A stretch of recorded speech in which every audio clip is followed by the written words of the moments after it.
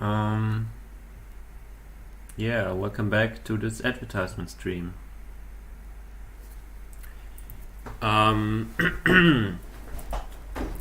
Should I go AFK now or later? Yeah, let's do an introduction real quick.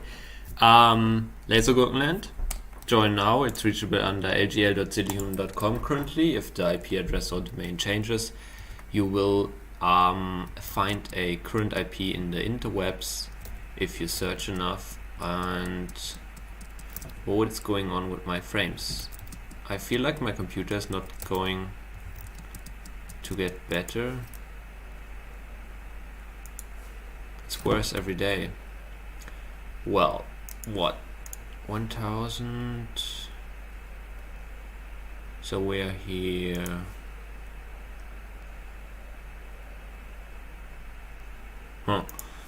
Yeah, still working on the 1000 by 1000 border, which is a very hilarious project, I know, but yeah. Okay, so advertisement part for the server. Come here and join. It's a vanilla anarchy server. There will be no word resets, there are no admins, there are no rules, classical anarchy stuff. That's me already here, right? Ah, here we are, wonderful. Okay. Yeah, so if that interests you, come and join, and I guess that's it for the advertisement. We are going to watch a Arch Linux installation video today, which is kinda weird to do. I mean, it might not make too much sense to play back such a video in the background while you can't see something and I have not enough attention span to it's not attention span, but like focus to follow it. But since the video is 1 hour long, can you even hear me back here? Since the video is 1 hour long, I hope there will be some nice details that that one can understand while playing a game.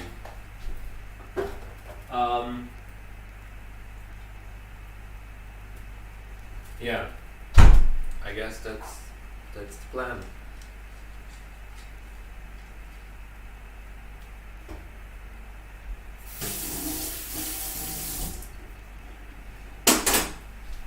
So, I don't use Arch, by the way, but yeah, maybe I should do that. We will see after this interesting video. So yeah, let's get started. The video is of course from, well, not of course, but it's from Luke Smith, who likes to put his videos under Creative Commons so I can steal his content. That is awesome. Oh, we lost all our chests. That's bad. Yeah, so Luke Smith's channel, link to the video is in the description. Where did I put my shotgun? And anything left to say? Yeah, the title is Full Arch Linux Installation Savage Edition. It's from 2018 and it has 300,000 views. Then I would say, let's check if the stream is running, and we are indeed up and running. Are we? Yeah, we are. Okay, great. Wait, do we have sound? Yeah. Yes. Okay, cool. Okay, so it's time. In this video, we are going to install Arch Linux from scratch. This has probably been one of my most requested videos ever. I get it a couple times a week, so I think it's about time to do it. In fact, I should say this is like your tax dollars at work. I actually put this up as a Patreon incentive, one of my first. I think it was like $150 a month that we do an Arch Linux install. So yeah, this is that coming to fruition. So I'm going to take a little bit of time with this, just because I think there are a lot of videos out there already on Arch Linux. Yeah, I mean, sometimes you really want to watch videos where it says, oh, do XYZ in under unrealistic time span. And sometimes that's actually what you want, but I feel like most of the time it makes more sense to go in depth and go the longer way than rush it. Like all these unrealistic, learn this language in under 2 hours while sleeping, whatever.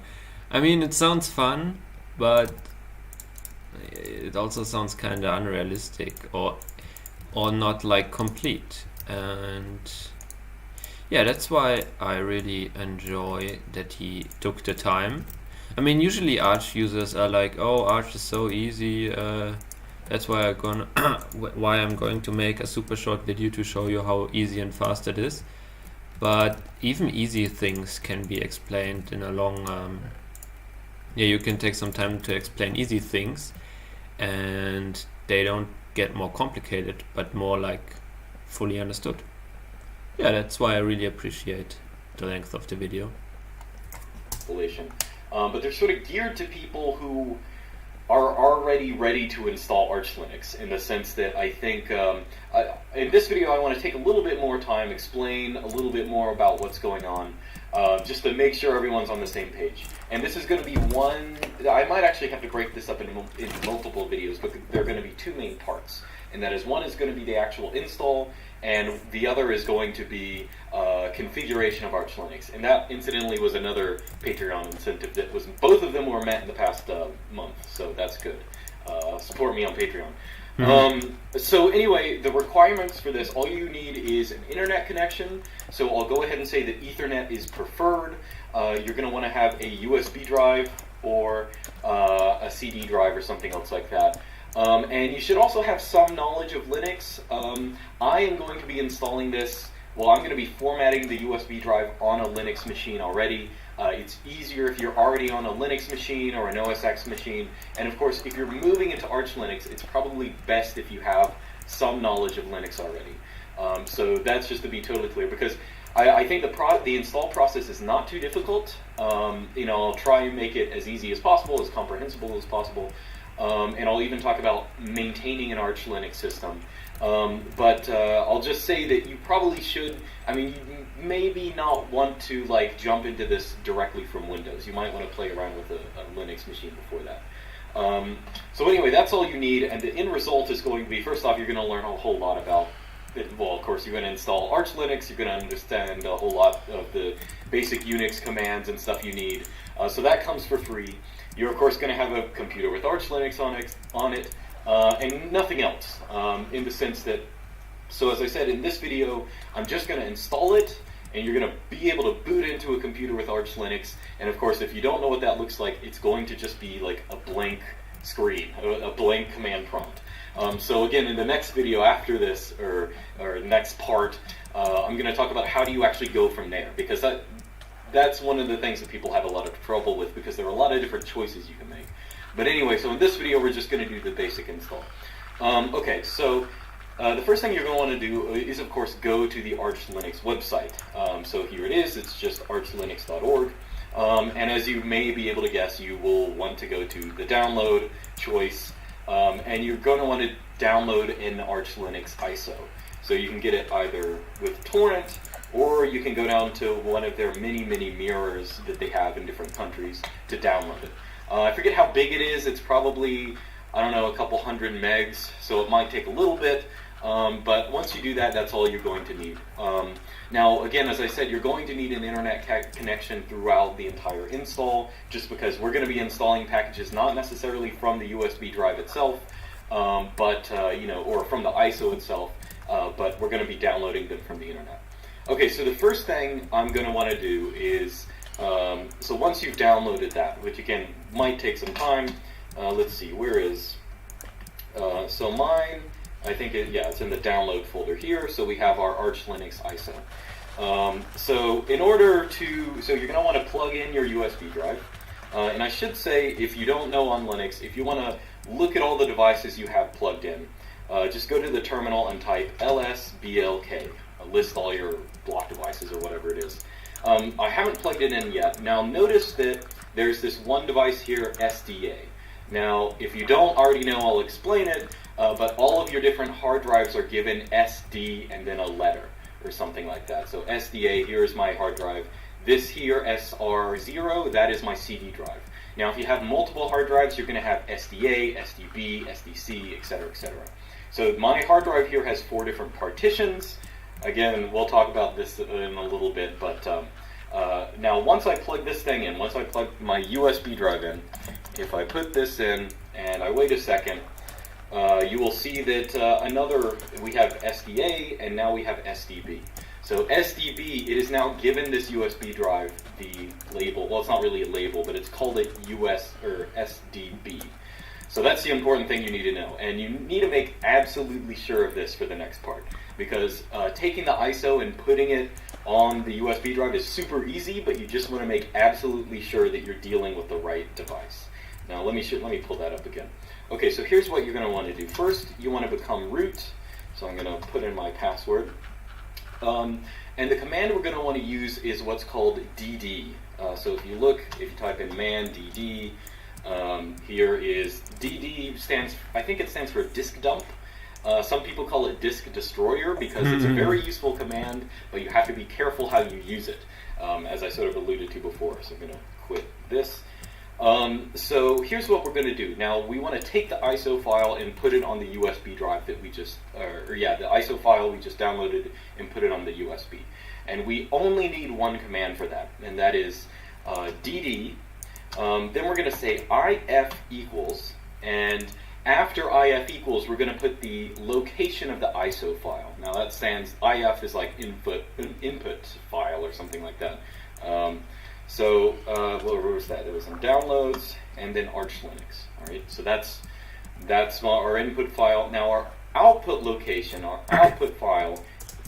Yeah, that's really cool. I just wanted to mention that that it's really easy to follow this video while playing. I mean, usually like actual tutorials or like technical videos, especially if it's in a command line and so on, hard to follow while doing something else. Or while not actively paying, well, like I am actively paying attention, but I'm also playing a game right now.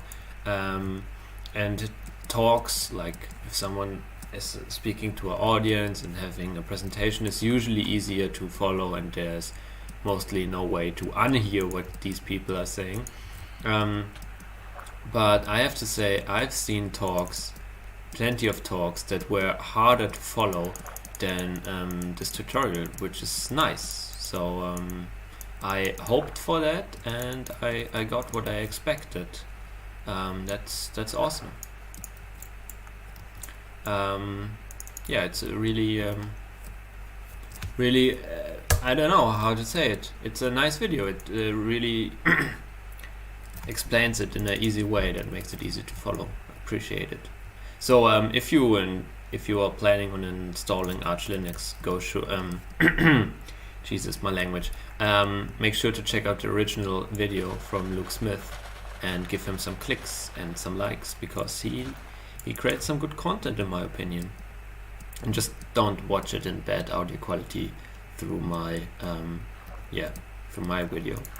Okay, just wanted to mention that. Let's continue. Is going to be SDB. So how you write that, the actual location on Linux, so OF equals /dev/SDB, and that's it. So don't run this quite yet, but just make absolutely sure that you are looking at the SDB drive, or whatever your USB drive happens to be on your computer.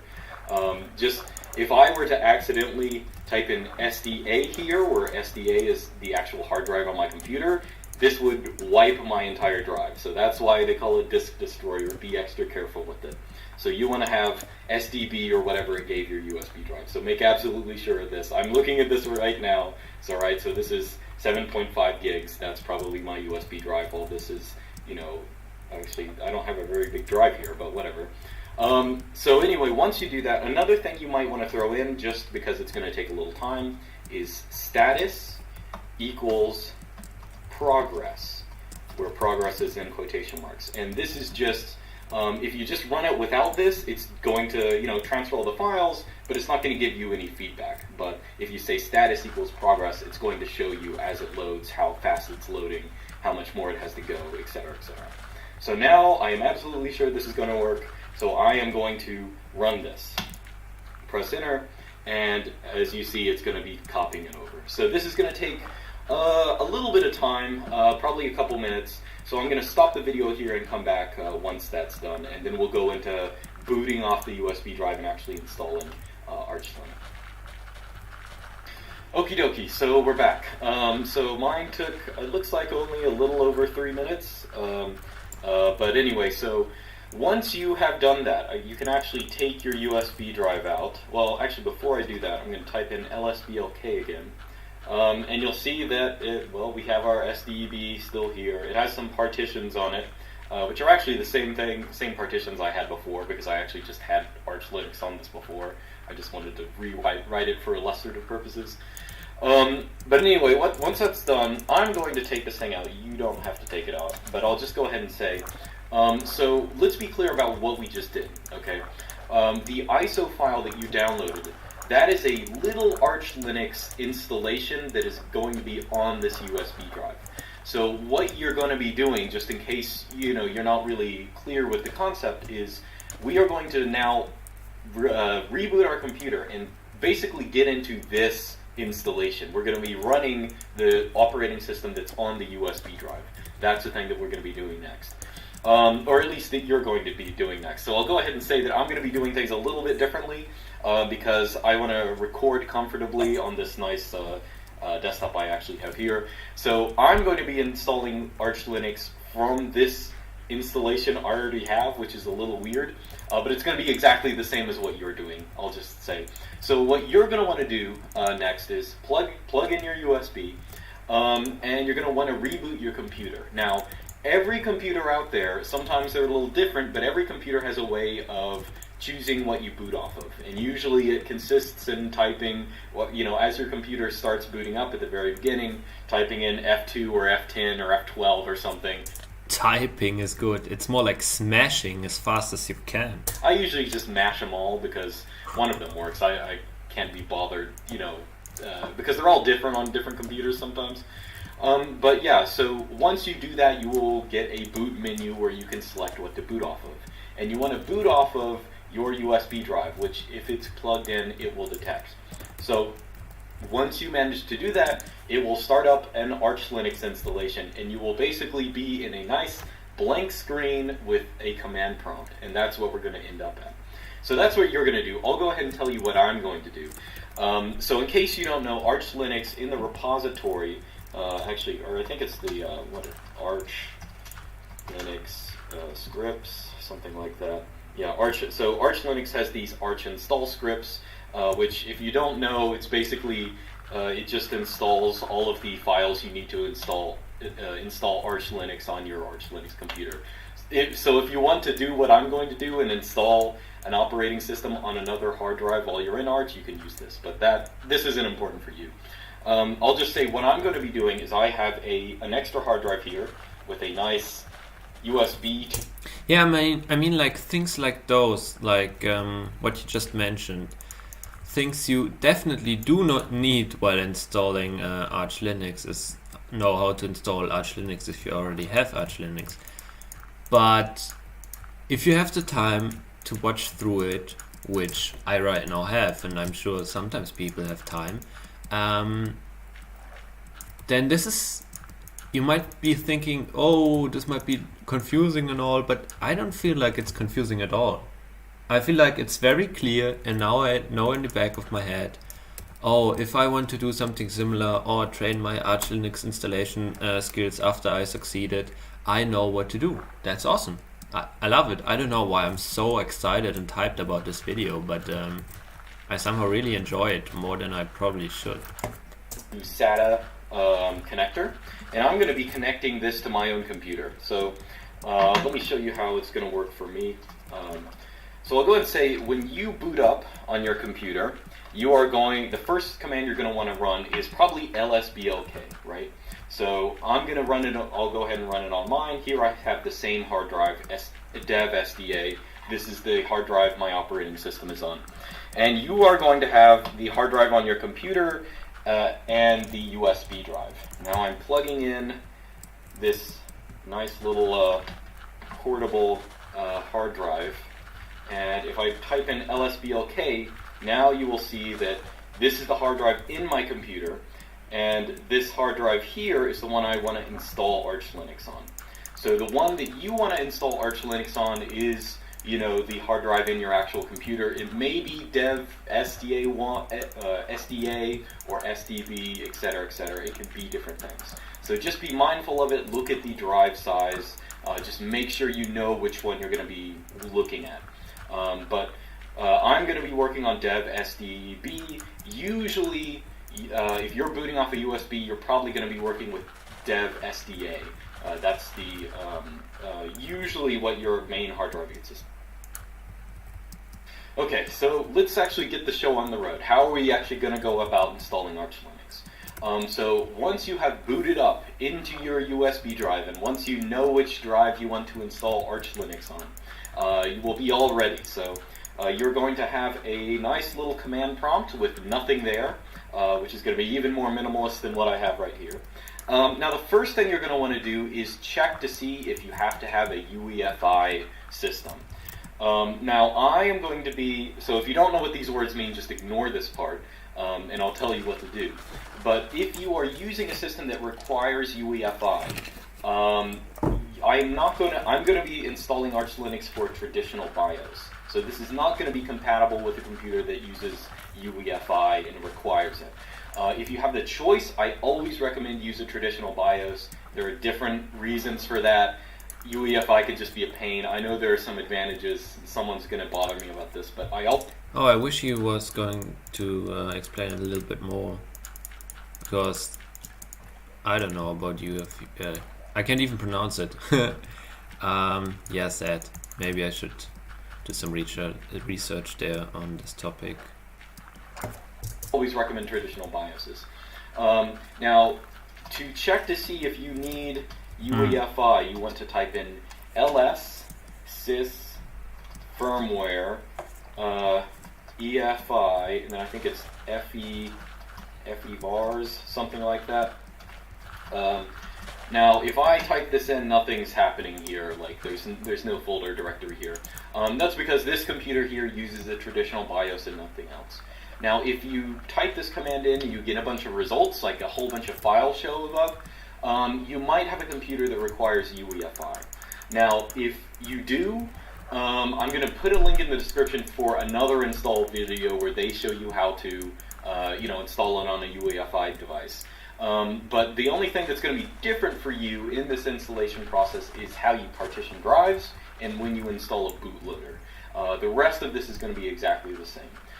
So if you type this in and you got the same error I got, or nothing was there, you can follow exactly what's in this video and not have to worry about it. There's just know that that's out there. Okay. So anyway, let's go ahead. The first thing you're going to do is ping a website. So I'm going to ping my website, my homepage, and it looks like I'm getting results. So I'm getting data back. I'm going to Control-C to stop that. So you want to make sure that you have an internet connection. You can check it with ping. Again, as I said, you probably are going to want to have an Ethernet cord. If you don't, you can run the command Wi-Fi menu. And Wi-Fi menu will actually search all the different Wi-Fi that's a networks. crazy You can interface. choose one and put in a password for one. But I always recommend just use Ethernet. It's way easier. What? Wi-Fi menu? I wonder if this also works on my machine.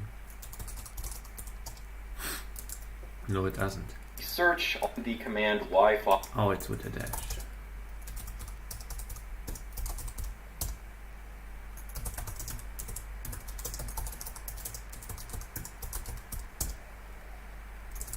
Menu. Sad.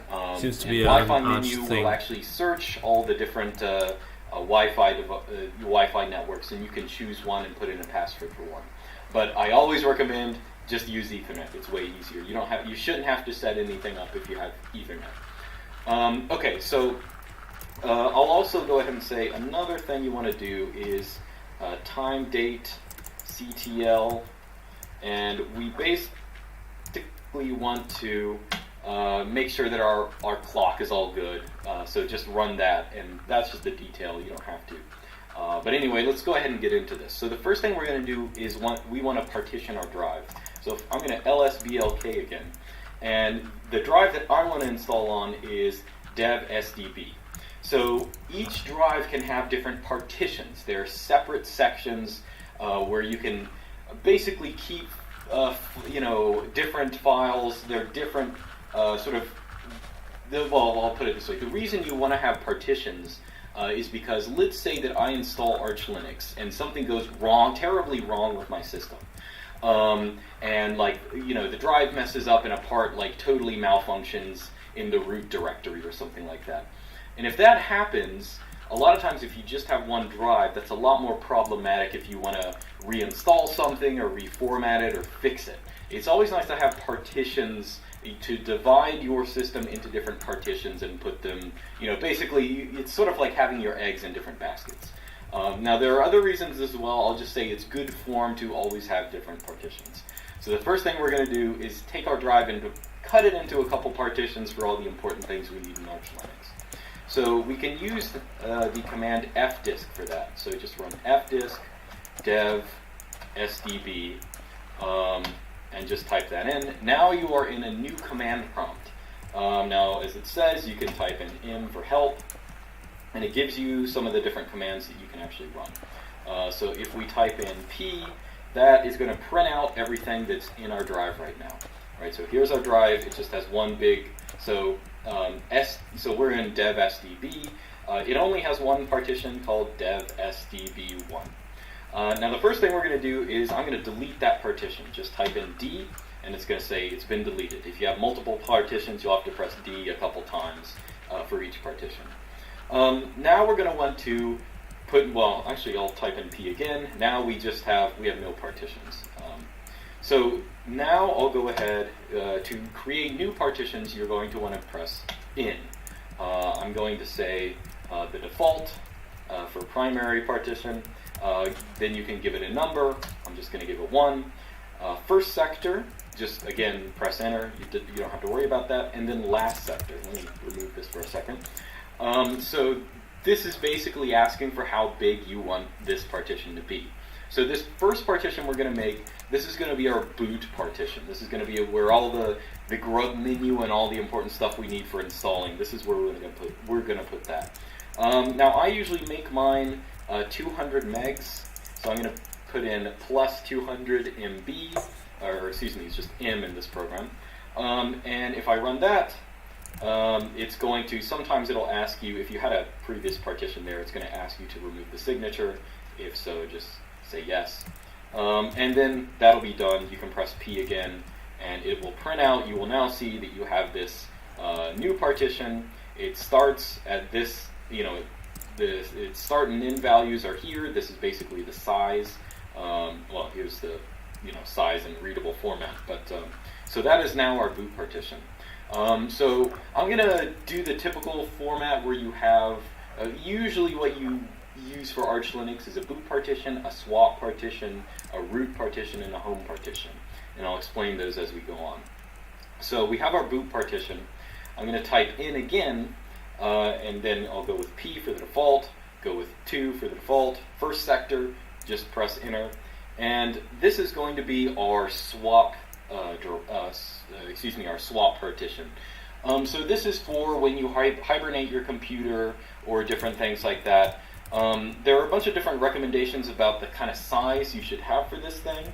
I'm just going to say, I think the typical rule of thumb is 150% of your RAM size. So if you have 8 gigs of RAM, you should have a swap space of 12 gigs or something like that.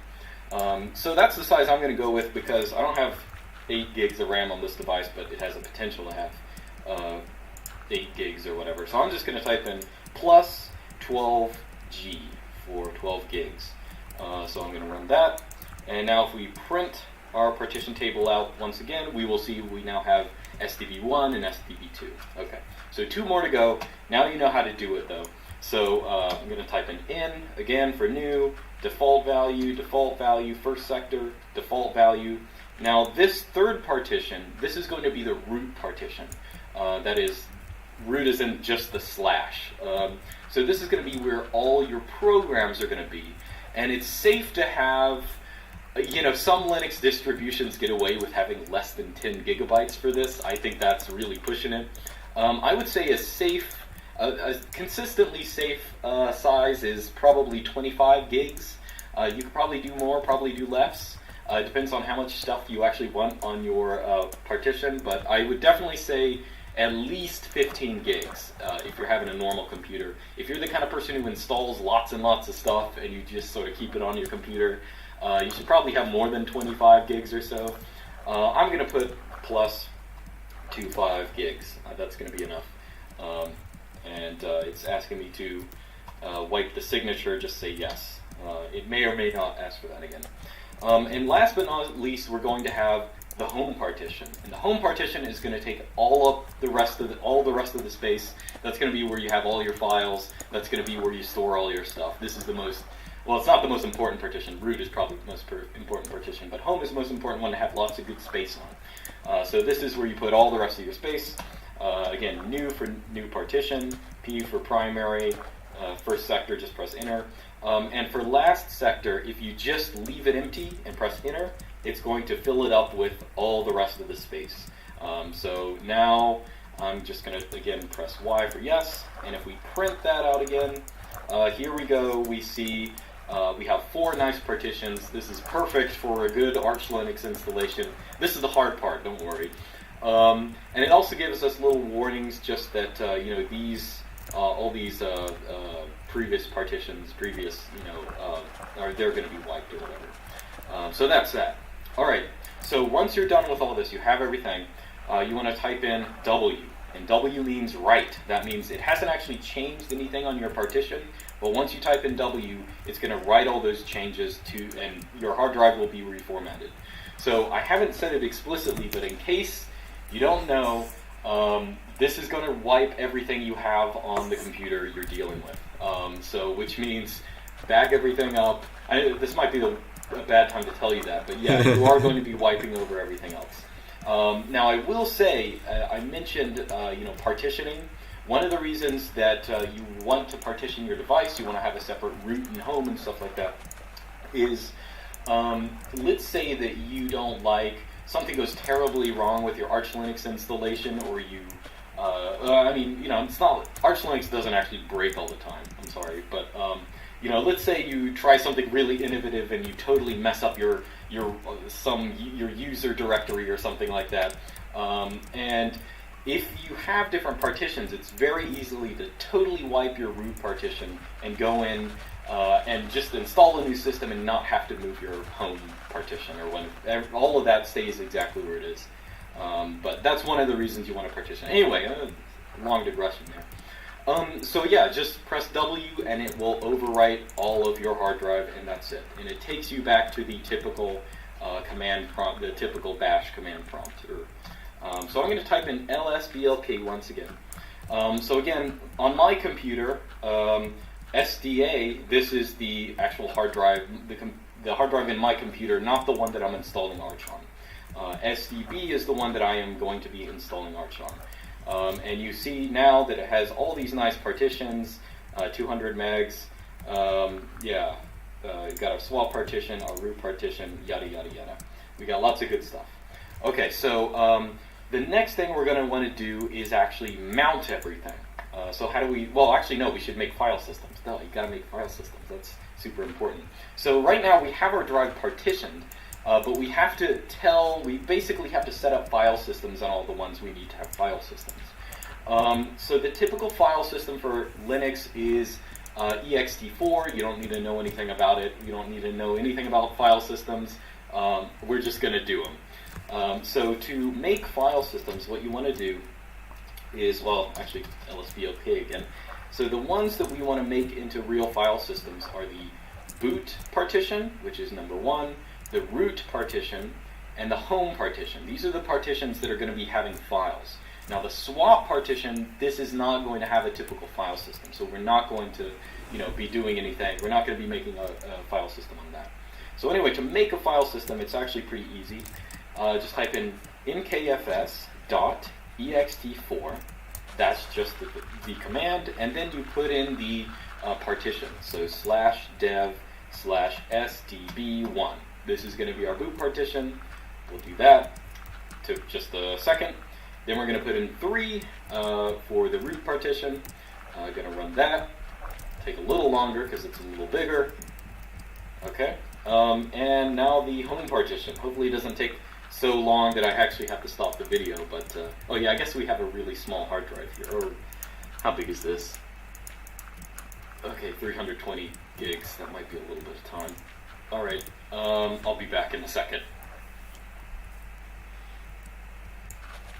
Okay, that didn't take quite as long as I thought it was going to take. Alright, so anyway, now if we lsblk once again, actually, did I remember to start recording again? Give me a second. Okay, yeah, it is. Okay, anyway, so now we have all our different partitions, and they all have file systems on them. The last thing we want to do is set up the swap partition. So remember dev sdb2, that is going to be our swap partition. Now to do that, all you have to do is say mk swap dev sdb2. So now it is a swap partition, and you want to say swap on dev sdb2. Actually, I don't know if you actually have to put the drive on there, but either way. So that's all you have to do to set up the swap. Okay, so now we've now prepared the canvas on which we are going to write Arch Linux. The last part is just putting the canvas up. So now what we want to do is actually take those partitions and put them mount them on the file system so we can actually modify them. So just to be clear, just because you plug a drive in Linux does not mean, or any other operating system for that matter, does not mean that it's actually being able to be modified at the time being, so to speak. So if you see right here, we have mount points. So again, this is my main drive here, and you'll see that everything here, so this is mapped to home, this is mapped to root, this is the swap, this is the boot, etc. These are all mounted to particular places. Now, in order to modify these drives, we have to mount them to a particular place as well. And then we'll be able to install Arch Linux on it, which is really easy. The actual installation is just like one command and then a little bit of configuring, but we're about there. The first thing you want to mount is, of course, the root partition. So I'm going to mount dev sdb3. And I'm going to mount it, the traditional place to mount it is /mnt. You could mount it anywhere you want, but /mnt is just tradition. So let's put it, so now that we have, ls mnt, and you'll see that this nice little folder lost and found is there. That's just part of the, part of the partition. I think it's metadata or something, I'm not really quite sure. Now, so now we have mounted lsblk. We have mounted our root partition to the /mnt on our main computer. So now we're going to want to make folders to mount the other drive. So I'm going to make a directory, mkdir, /mount/home, and that now if I show it's in mnt again, you'll see that we now have, you'll see that we now have a home folder, and I'm also going to make a directory boot. And you'll see, great, now we have a directory boot and we have a directory home. Now what I'm going to do is I'm going to mount the boot and the home partitions to these folders. So I'm going to say mount dev sdb1, which is our boot partition, mount that onto mount/boot. Okay, that looks good. So then we're going to map sdb4 to mnt/home. And that's that. Great. So now that that's done, we'll do one last lsblk. This is probably like the 50th we've done. But we'll now see that our file systems are all where they should be, right? So They're all in the MNT area. Okay, so now we're getting to the part where we actually install Arch Linux. In fact, you're really just one command away from having an Arch Linux installation. You have to set up the bootloader too, but technically only one. And that is, there's this magical, I'm going to type in man packstrap. Oh, there is no man manual for it, but who cares? Well, you can probably do packstrap. Okay, yeah. So there's this magical command called packstrap on Arch Linux, on your Arch Linux USB, and this is going to basically install Arch Linux wherever you tell it to. So we're going to tell it to install on MNT. We're going to say treat that as our new Arch Linux install, and what we want to tell it to, basically we want to say install the base packages. But we can also give it other things to install. So I like to always install base devel, because this package set installs, or it's really a group, I think, installs things like sudo and stuff like that, and some development tools for compiling programs that you'll probably end up needing. But you can also go ahead and say, what other programs do I want on my computer? Let's say I want Vim. I'm going to want Vim because immediately once I get into it, I want to end up using Vim, and it annoys me if it's not there. So you can go ahead and say all the programs you want to install. But once you do that, just press enter, and it is going to synchronize the database, the Arch Linux database, and it's literally just going to download and install an entire Arch Linux system right on the MNT drive, or the MNT mount point. So you're going to now have Arch Linux on this drive. Now, as it's starting to load, this is going to take a while, so I'm going to have to cut the video off for a second. But once we do this, we'll have the entire Arch Linux on the system, but we're not totally done. We want to install a bootloader, so... Yeah, one thing I'm actually afraid of saying, but wouldn't it be nice if, like, you know, you have this USB stick. It comes with pre-installed stuff and already like a Linux, functioning Linux on there, right? So you have internet, you have your bash running, you have tools you can execute, and so on. I mean, it's minimal and so on, and you don't have your file systems yet. But wouldn't it be possible? I highly assume it is possible, but probably it's not desirable. But imagine when you boot into your USB stick, you're not prompted with an empty shell prompt with nothing in it, but with a prompt like, do you want a guided install or whatever? And this is just like some simple script that asks you things like, do you want multiple partitions? How big do you want your swap? And so on, so that you do not have to know or copy or type or whatever all these long commands of mounting in things. It gives you some like menus. Wouldn't that be nice? And it just asks you this in the beginning. Do you want a guided install? And I know people who feel comfortable during that install probably want full access to all the commands and want to do it themselves. But especially for beginners, to get into it, maybe it would be nice. I'm sure there are online some scripts, but I don't know, like downloading some weird script from the interwebs and searching it and finding it. I mean, it would be nice if it would be like on the official ISO, or if you could download a ISO with a beginner install on the Arch website, which might be a thing. I don't know. It's just the idea I have, like what I personally would enjoy doing. I mean, I know like using all these commands is cool and all, and it also makes somehow sense if you have this knowledge for later things that have nothing to do with a operating system install, but you want to work with your USB drive, or you want to understand how your partitions work. It makes a lot of sense. Don't get me wrong here, but if that holds you back from installing Arch Linux, and you would later eventually find out about these commands anyways, then yeah, then that's maybe a problem. Yeah, because I mean, I understand that these things cannot run automatically because there are questions you have to answer, like which device you want to install it on and so on. But these questions could be asked during the install, and currently you have to ask essentially these questions yourself. Do you know what I mean? You have to know the questions, but I think it would be nicer if you just had to know the answers and not also the questions. Yeah, whatever. Grub or whatever knows how, your computer knows how to actually load Arch Linux.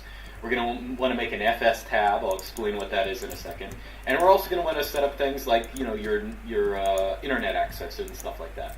And the objective is once you're able to boot into Arch Linux, you have all the basic tools you need to configure whatever you want.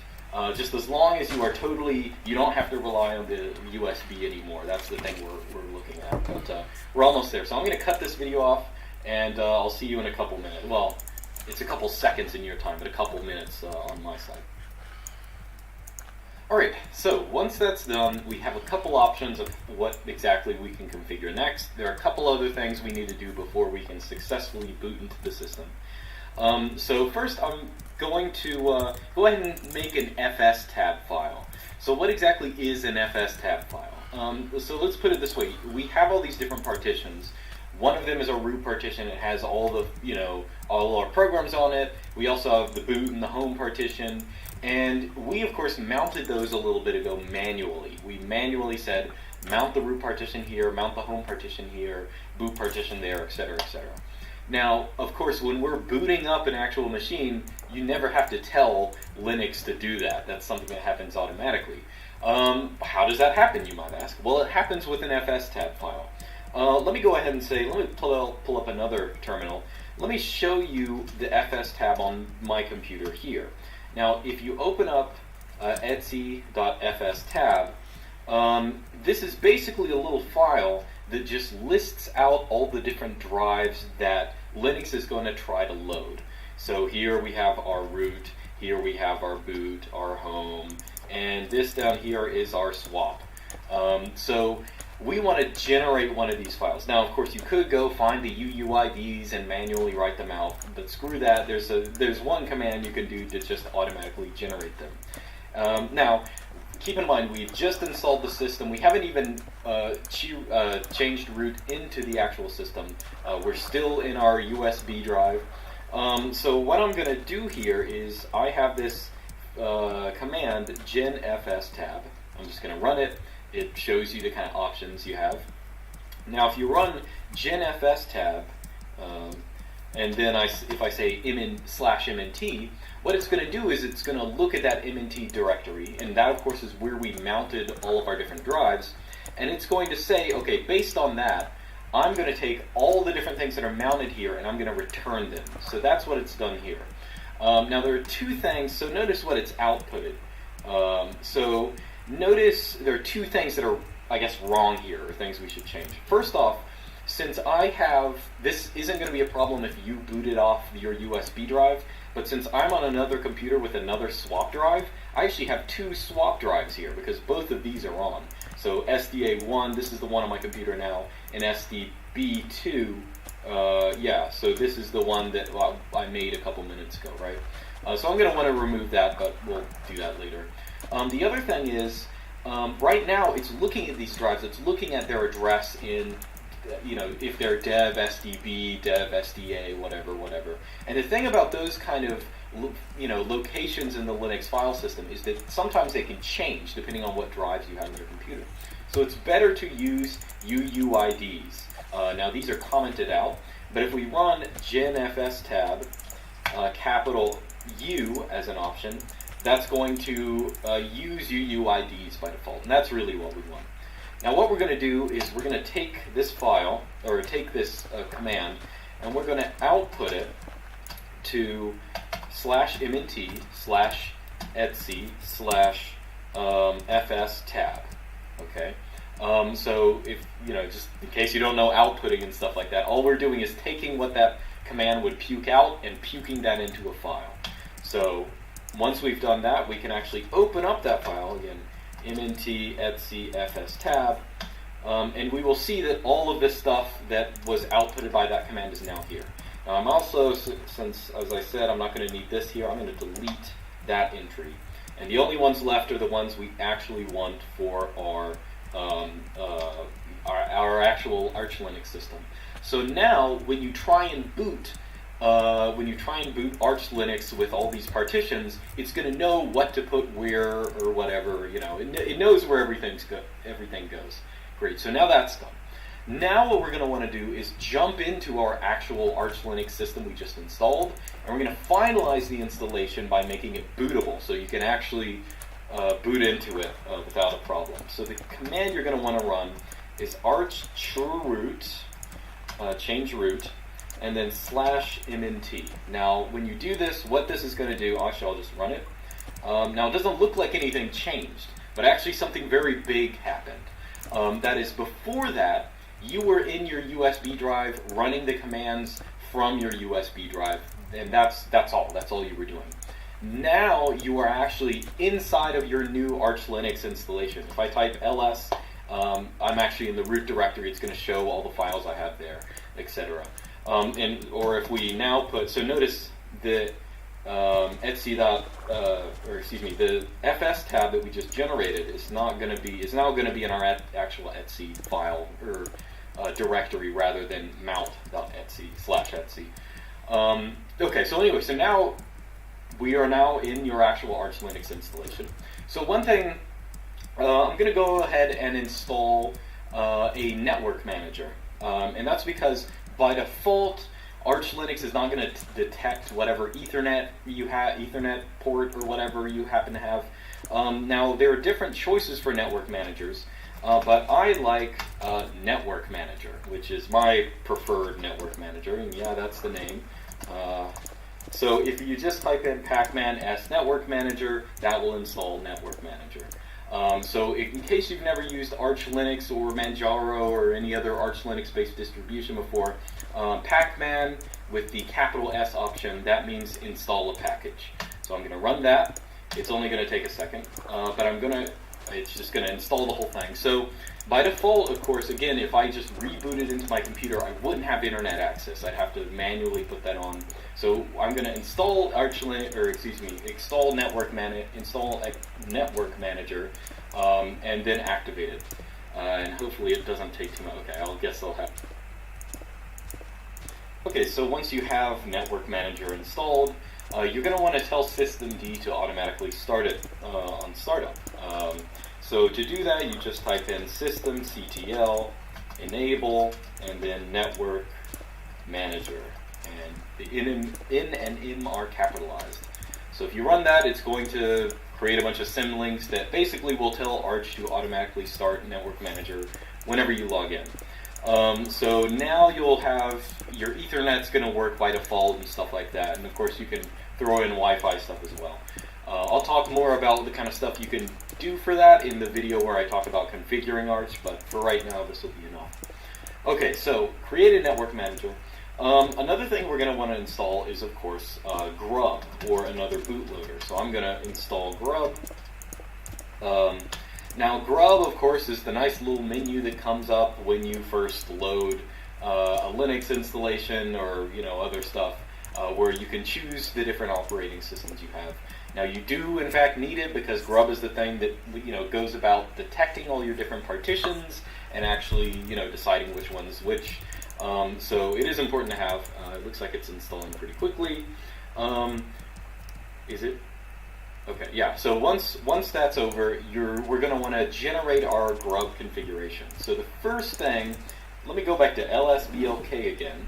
So again, my machine is, the thing I'm running it on is SDB. You might be doing SDA or whatever, just be mindful of that.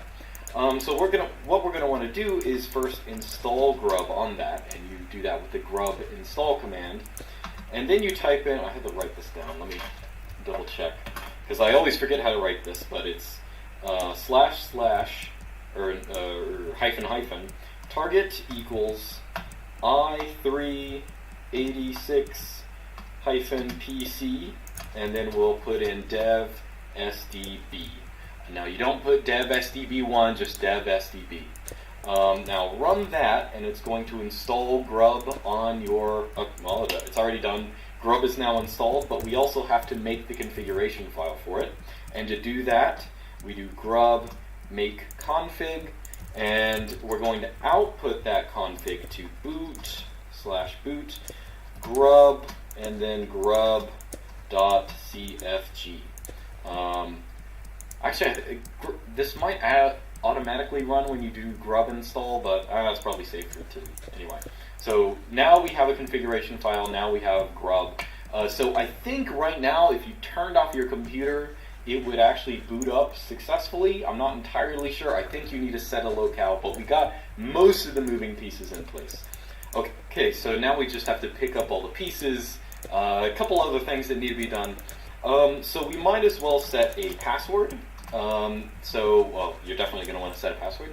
So to do that, just type in PASSWD. And since it's your first password, all it's going to do is prompt you to put something in. I'm just going to put, something totally non-forgettable and totally not secure. But once you do that, you'll finally have a password on your device. So this is going to be the root password. Since you're running this as root. So when you log in on your new system, you're going to use the username root and the password that you just put in. So that's going to be it. Okay, so now you have a password. Next thing I'm going to do is I'm going to generate our locale. So what you want to do is take Vim or Nano or whatever. Well, maybe we should do Nano. Well, no, I'm going to use Vim because... anyway, so and open up locale.gen. So locale.gen is a huge list of all of the different, different locales you can choose from. There are going to be, languages and countries. I am going to look for EN_US because I want American English. And what you're going to want to do is just uncomment the 2 lines that are relevant to you. Now, once you do that, of course, you can choose multiple languages if you need them on your machine. But once you do that, just save this file and exit it. And then you're going to want to run locale -gen? Yeah, okay, that's right. And so what this command is going to do is read that file for lines that are uncommented and create the locales for all those. Okay, so now that we have our locale, there are a couple other things that are sort of language or region specific that we might as well do. So you are going to want to open up etsy/locale with an E at the end, .conf. Actually, I think this should be a new file, so there shouldn't already be something here. And you should set your lang variable here. This is pretty important. I'm going to put in, so my language is of course English, American English. So I'm going to type in enus.utf8 with UTF-8 encoding, and I'm just going to save that. That's just to set your language and stuff like that. You might have to look up, if you speak another language, just look up which one you need, or, your country code or whatever, and put it in there. So set that as well. And the other thing you want to set is time zone, because I'm pretty sure you may need to actually manually set it, even if you live in, what is it, like GMT or whatever. But to do that, you want to, I'll go ahead and put it this way. So if you look in, where is it? I think I wrote it down. This is another thing that I sort of have trouble remembering. Okay, so it's user, share, zone info. Now, if you look in there, that's where they keep all the time zone information for all the different countries, cities, whatever. So what we're going to want to do is link, I should also say this. So by default, there is, I don't think there are files. Okay, yeah. So there's a file etsy/local time, and what we want to do is we want to link that file to the proper time zone we want or whatever. So to do that, it's actually pretty simple. It's just one command. So link. So ln is for establishing links. You can make symbolic links and stuff like that. And we want to make one between user share zone info, and then you're going to pick which zone you want. You can of course tab select to have all these choices. So I am going to want America, And of all the possibilities here, I am going to want Phoenix, because I'm on Phoenix time. You can pick New York or wherever you are. And that is going to, as I said, /local time, and just run that, and that will basically tell your computer, I am in this time zone. So again, this is of course a general thing. If you are using your system, let's say, something that happens to me a lot is when I go on a plane somewhere else, I gotta reset my time zone. This command here is all you have to do. Just reset it to whatever time zone you want, and that's all you have to worry about. So, the last thing we're going to want to do is, I'm going to set a host name. And of course, this is going to be the name of your computer. So on this device, it happens to be tester, because this is the computer I test all the stuff on that I'm developing or whatever. But we want to add a name for our computer. And to do that, you go into host name. And this should be a blank file. Again, you could name it whatever you want. Well, not whatever you want. It should be just one word or something like that. So I'm going to call this, I don't know, maybe I'll just call it Arch, or Arch install, or something like that. And just save that, and that is going to be what your computer looks to. This file is what your computer is going to look to as for, what it's going to call itself or whatever. Okay, so I think at this point we pretty much we've hit all the spots. So when you reboot your computer, well, I'll show you how to reboot and everything. So keep in mind we're still in the you have to remember we're in a very weird position. So we're on the computer, we booted off the live device, and we went from the live device into the actual hard drive. So if we go here and type in exit, or now we're in the actual hard drive, but when we type exit, now we are back where we originally were in the USB drive. So for safety's sake, I guess we can unmount all those drives where you're mounted. So if you type in umount, not unmount, umount, and then capital R, and then mnt/mnt, the R is for recursive, that removes what's on /mnt and everything else. So if we type in lsblk again, you'll see that nothing here is mounted. So after that, you can pretty much type reboot, and remove, once your computer finishes shutting down or whatever, you can remove your USB drive, and it should boot off of your new Arch Linux install. So I'm going to try it on my device, and I'll show you.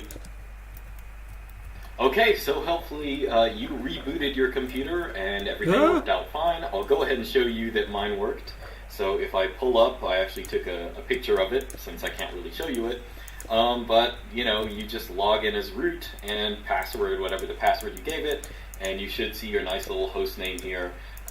You should be able to ping stuff. You should have network access, since we installed and enabled Network Manager. So this is all you need to jump to wherever you want, whatever kind of configuration you want. You now have a system, a bare bones system, to really start installing stuff or doing whatever you want. So now you have installed Arch Linux. You now have a machine running Arch Linux. Now you have two. I'm going to put up a couple videos in the future. Now, one of them, as I mentioned before, is what exactly do you do once you get to this point? How do you install a desktop environment? I'm going to put up a video on that pretty soon. I'm also going to put up a video on how to manage an Arch Linux system, how to update it, what kind of things you need to check out for and stuff like that. So I'm going to put those things up in a little bit. I will say I would be wasting my time if I didn't make a shameless plug, but just because it's there. That is, if you don't want to go through configuring and putting up all your own stuff into Arch Linux and figuring out how to do a desktop manager, as you may know if you're my subscriber, I have a configuration script that you can easily all right, run on any fresh install of Arch Linux, which you conveniently now have. Okay, so it's running after the install. That's not the script I was looking for. I was looking for a script one step earlier, but yeah. I mean, that step, the second step, is something I would actually like to do myself, because this is very, very personal taste now, like what window manager you have, what configurations and so on. Of course, if you're lazy and you don't want to look into it and you want to have something functioning, then for sure it's nice that he's advertising his script. But yeah. As long as you have, of course, this is Larbs, larbs.xyz is the website. All you have to do is literally just run these two commands, and it will bring up a prompt that will guide you through the installation, and it installs basically the setup I have here, all the bells and whistles that I use, that you see on my channel. So check that out if you want. Otherwise, I'll be putting up videos on Arch Linux, how to configure things, as I said, in the future. Yeah, anyway, so hope you guys enjoyed it, and I'll see you next. Okay, we did it. We are now Arch Linux hackers. Wonderful. Yeah, it was a good video. I cannot complain. Well, of course I can complain. I can always complain. I actually would have loved to have more detail, but yeah, it was good. Yeah, so I guess in the next episodes we are going to watch the follow-up videos if I am going to find them. Other than that, that's it for this advertisement episode. Make sure to check out Lasergurkenland. And yeah.